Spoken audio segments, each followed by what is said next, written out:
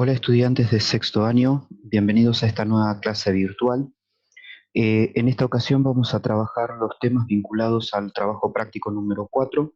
Vamos a empezar con la primera parte que tiene que ver con el origen de las revoluciones liberales y el comienzo del pensamiento liberal. En primer lugar, diremos que las revoluciones liberales del siglo XVII y XVIII son caracterizadas por ser situaciones provocadas por la aparición de la burguesía industrial. La burguesía industrial es una clase social responsable de llevar adelante el proceso conocido con el nombre de revolución industrial, eh, básicamente la primera y la segunda revolución industrial, en donde se concreta la transformación de los procesos productivos, desapareciendo el trabajo artesanal y provocando la mecanización y la tecnificación de la industria.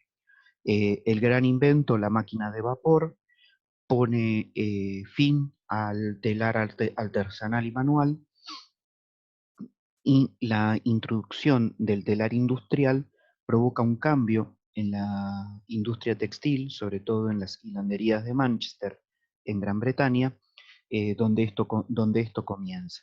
Luego se va a ir expandiendo a otras actividades industriales. La revolución industrial también trajo aparejado un cambio social, económico, además de los cambios tecnológicos. Los cambios económicos es que la burguesía genera una concentración económica de la riqueza y por lo tanto se produce la aparición del capitalismo. Además, el otro cambio social es que junto con la burguesía como clase social aparece el obrero industrial. Ahora, como consecuencia de estas revoluciones industriales, la burguesía empieza a reclamar una serie de derechos y una participación política más activa en la vida de los estados europeos. ¿Dónde había surgido la burguesía? La burguesía aparece como, como actividad, en primer lugar, en el Renacimiento, durante el Renacimiento, cuando se empiezan a relajar las costumbres, eh, deja de haber una intervención moral por parte de la Iglesia, eh, la Iglesia empieza a perder preponderancia y peso en la vida social. Ese relajamiento de las costumbres lleva a un relativismo moral, y ese relativismo moral es el que va a permitir considerar como una acción válida el préstamo de dinero con cobro de intereses, en algunos casos usurarios. Es así entonces como estos burgueses que prestando dinero se empiezan a enriquecer, se empiezan a transformar en las personas importantes de la vida social de las ciudades italianas, sobre todo, y a partir de ahí se empiezan a expandir. Acá tenemos un ejemplo eh, de la novela El mercader de Venecia, de William Shakespeare, que nos representa justamente la figura del mercader como un importante integrante de esa burguesía comercial veneciana. Tengamos en cuenta que el hecho de prestar dinero es una de las primeras cosas que permiten a los burgueses eh, enriquecerse rápidamente, y esto da origen a lo que es las actividades financieras tal cual como las conocemos hoy. El primer banco se llamó así porque funcionaba en un banco de plaza, que era donde los prestamistas se sentaban. Las plazas de las ciudades europeas eran lugares abiertos en donde en realidad funcionaban los mercados, y el objetivo de esto era que en esos lugares era donde se instalaban los prestamistas para realizar su actividad. Entonces, de esa forma aparecen las entidades bancarias. La cuestión es que, con el correr del tiempo y ya avanzado, sobre todo el siglo XVII, estos prestamistas se empiezan a volver eh, prestamistas de las monarquías, que ya para ese momento estaban entrando en una franca decadencia como sistema político. Entonces, el planteo de los burgueses va a ser concretamente: si controlamos la actividad económica, ¿por qué no podemos controlar la actividad política? Y eso es lo que los lleva a comenzar las revoluciones del siglo XVII y XVIII. Eh, la revolución del siglo XVI la revolución del siglo XVII comienza en Gran Bretaña, por eso se la llama Revolución Inglesa o también se la conoce con el nombre de Revolución Gloriosa. El año es 1688 y el cambio fundamental que genera el gobierno británico es el desplazamiento de la monarquía sin quitar la figura del rey en un primer momento, pero trasladando el poder al Parlamento. En este momento es donde la figura del Parlamento, sobre todo el Parlamento británico, acá podemos ver una imagen del primer Parlamento británico durante la Revolución de 1688 y el edificio del Parlamento británico en la actualidad, donde lo que se genera es que los burgueses empiezan a ocupar espacios de poder dentro del gobierno, por ejemplo, siendo electos como parte de la Cámara de los Comunes, eh, que es el lugar donde estos burgueses van a empezar a tener mayor lugar y mayor importancia. Eh, la idea es inspirada en una frase que significa el rey reina pero no gobierna. Concretamente lo que quiere decir es que el rey queda como un símbolo patrio más, eh, pero no es más que algo como la bandera, el escudo, el himno. El rey pierde totalmente poder. Se lo conserva por una cuestión de tradición, pero todo el peso del gobierno y todo el poder recae en esta nueva figura que es el Parlamento.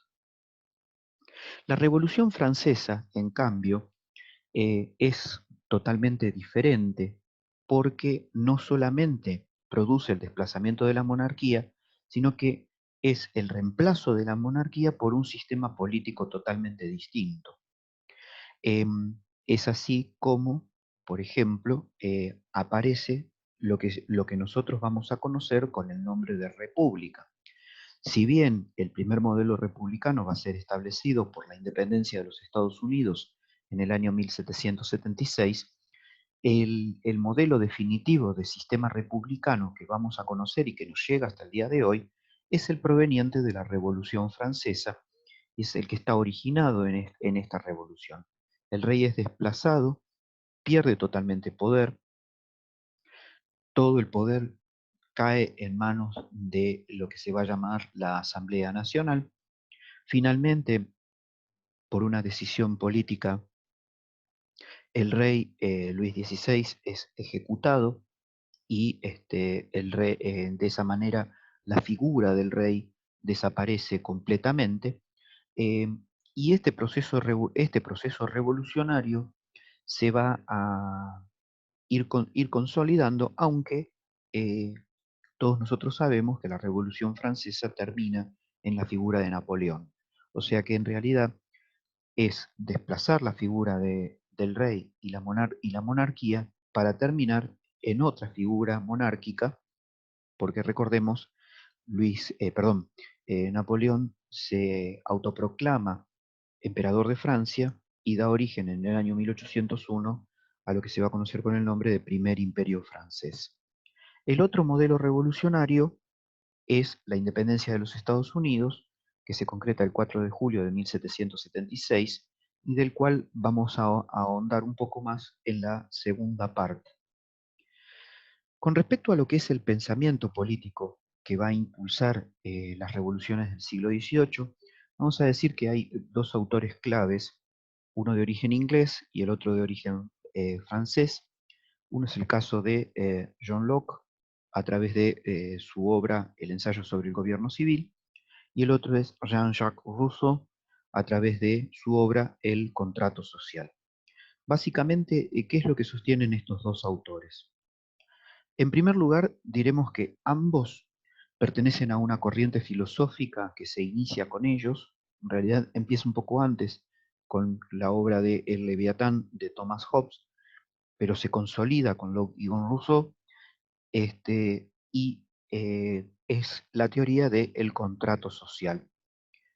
Ambos autores coinciden en introducir un concepto que es el estado de naturaleza previo, la figura del contrato y la aparición del Estado. Eh, ¿A qué se refieren ellos con estado de naturaleza? Ellos van a hablar de estado de naturaleza previo, refiriéndose a el momento histórico en el que los seres humanos vivían previo a la firma del contrato social, a la aparición del contrato social y a la aparición de la sociedad. Ambos autores en realidad consideran que el estado de naturaleza previo era el estado ideal en el cual los hombres se encontraban porque vivían individualmente y de manera libre. ¿Mm? Rousseau va a definir a los seres humanos como un ser perfecto y solitario. Eh, la firma del contrato social va a depender de diferentes cuestiones, pero ambos autores coinciden que en realidad el contrato social lo que hace es venir a reducir mis libertades individuales.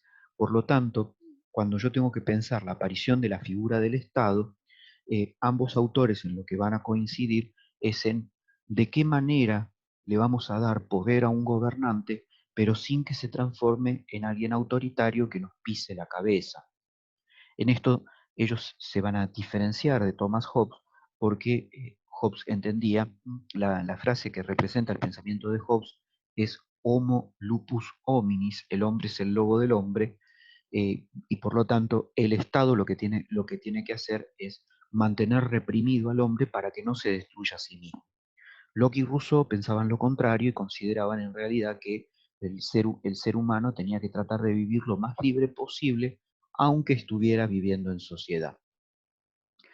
En ese sentido, Locke lo que va a decir es que el hombre es un ser perfecto, pero en función de una perfección mayor, es que lo obligan a vivir dentro de la sociedad. Esto es una contradicción en sí mismo, porque en realidad si es perfecto, ¿por qué va a buscar una perfección mayor?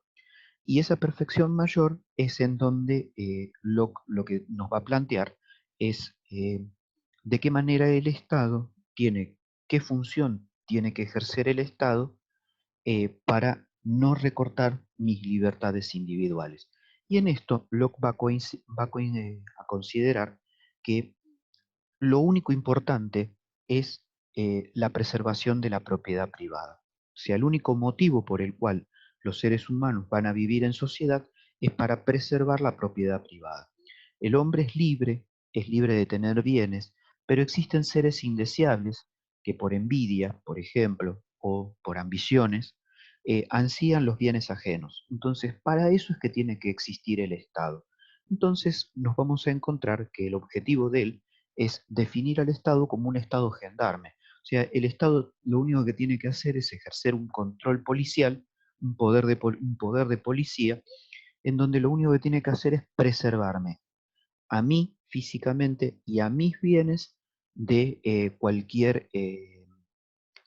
de cualquier ataque de aquellos indeseables que pueden ambicionar mis bienes personales.